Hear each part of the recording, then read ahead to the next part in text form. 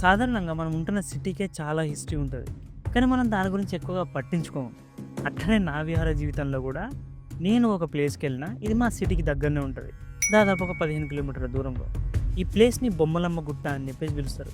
ఈ గుట్ట పైన 1000 ఏండ్ల కిందట చెక్కబడిన బొమ్మలుంటాయి.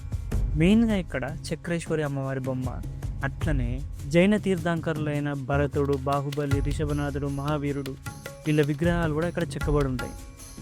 ఇక్కడ ప్రధాన ఆకర్షణ ఏంటి అనంటే, ఈ చక్రేశ్వరి అమ్మవారి కింద సంస్కృతం, కన్నడ అలాగే తెలుగు భాషలలో పద్యాలు రాసుంటాయి. ఇక్కడ తెలుగులో చెక్కబడిన కంద పద్యం ఏదైతుందో, ఈ కంద పద్యం మన తెలుగు పద్యాలలో పురాతనమైన పద్యం.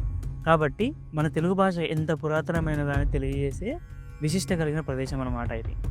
ఇంత గొప్ప చారిత్రక ప్రదేశం మా ఊర్లో ఉన్నదనే విషయమే నాకు తెలియకుండా పోయింది అసలు. యాక్చువల్లీ మనం ఇలాంటి ప్రదేశాన్ని మనం నెగ్లెక్ట్ చేస్తుంటాం. బెటర్ మీ ఊర్లో ఏదైనా ఉంటే ఒకసారి చూసేసి రండి.